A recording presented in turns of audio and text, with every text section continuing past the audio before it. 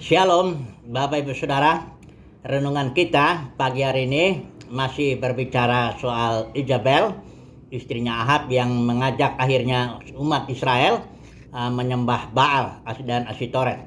Mari kita lihat Izabel ini, karena nama Izabel ini sampai di kitab Wahyu pun disebut itu ajaran Izabel ya.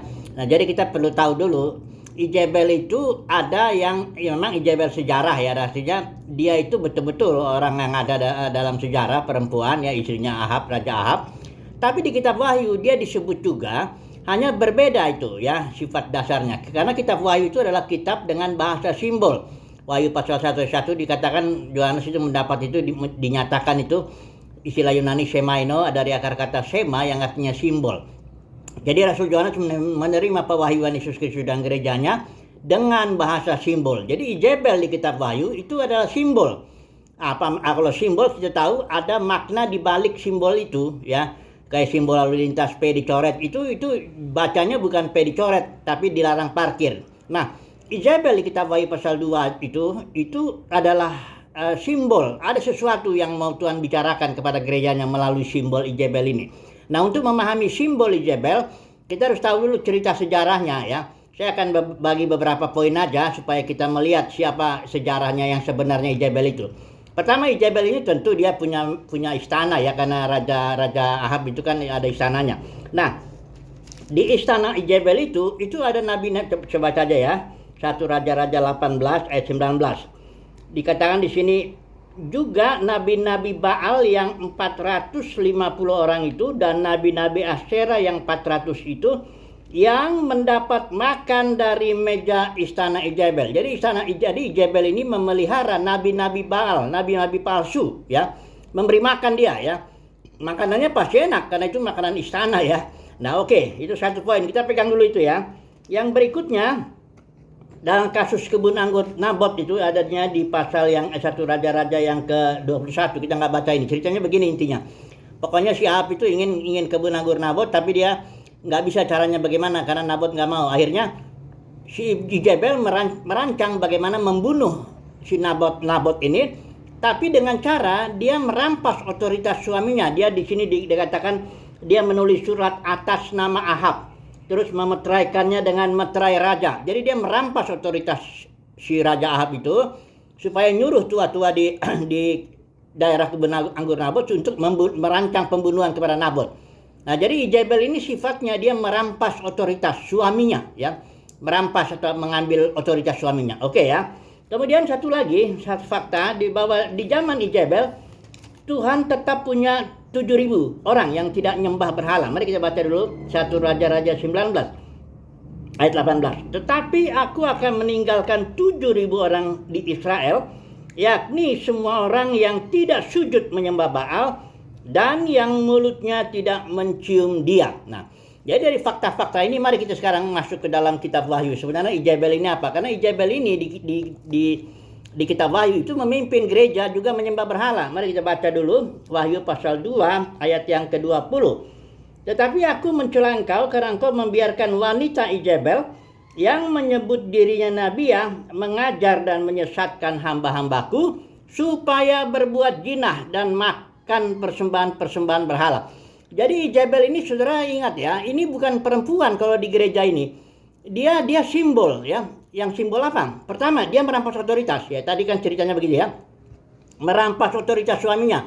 Jadi Izabel ini pemimpin gereja yang merampas otoritas Yesus Kristus ya atas domba-dombanya. Bagaimana caranya?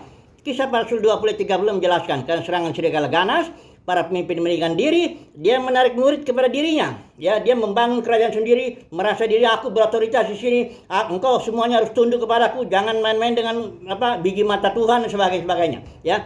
Itu dia Izabel itu. Izabel ini laki-laki biasa. Tentu kalau misalnya yang Izabel itu pemimpin top dalam dunia kekristenan itu pasti umumnya laki-laki kan.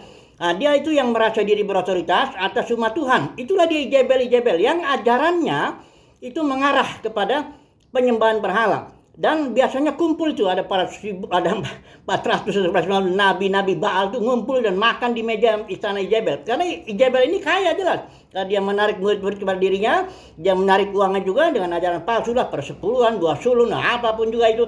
Dia tarik itu dan dia punya pengerja yang namanya yang nabi-nabi palsu yang makan dari istananya itu, ya. Yang menyebabkan tapi umat Tuhan menjadi mengarahnya ke Mamon, ya. Bukan mengarah kepada Tuhan, itu penyembahan berhala itu ya, ajaran Izebel ini ya. Dan biasanya nabi palsu itu cirinya gampang sebenarnya. Pokoknya yang ngomongnya enak lah, yang ngomongnya menuruti keinginan daging kita. Ya gimana supaya engkau berhasil, engkau supaya sukses, engkau menjadi kaya, engkau menjadi begitulah ya.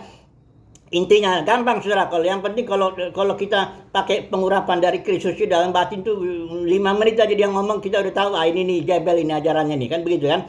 Oke. Nah kemudian kita kembali satu lagi. Tuhan punya 7.000 orang. Disisakan ada 7.000 di tiap zaman gereja ini. Di sini ada juga 7.000. Siapa 7.000 orang itu? Di sini dikatakan para pemenang. Karena di setiap 7 gereja di kitab Wahyu pasal 2 pasal 3 itu Tuhan panggil para pemenang. Tuhan punya para pemenangnya. Orang-orang sederhana yang tidak ikut nyembah, yang tidak makan di meja Izebel tentu ya.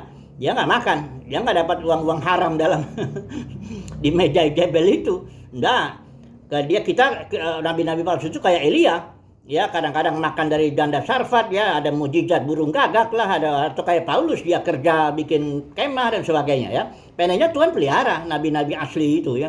Tapi kalau nabi palsu itu jelas makan di meja istana Izebel dan ajaran Izebel mengarah umat Tuhan kepada penyembahan berhala. Kalau dalam kekristenan itu tentu kalau nggak mamon, jabatan, ya, hormat manusia, kira-kira ke sana lah arahnya ya. Nah, oke lah. Nah, jadi sekarang mari kita renungkan dulu ini ya. Yang saya mau ingin kita merenungkan yang 7.000 orang itu, umat pilihan Tuhan yang Tuhan sisakan ya, umat pilihan ya.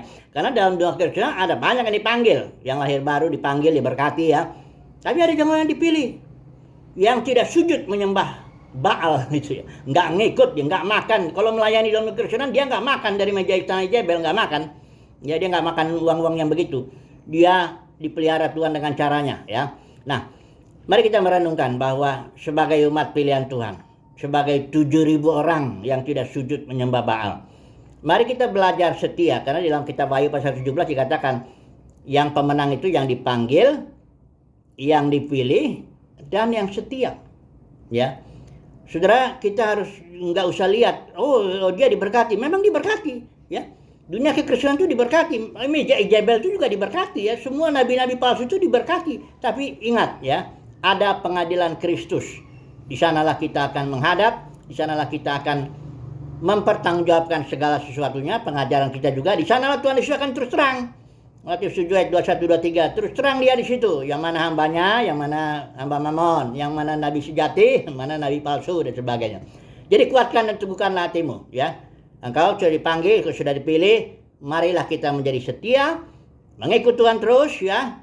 Pokoknya kita mau mencapai garis akhir selama pelayanan kita di muka bumi ini. Haleluya. Amin.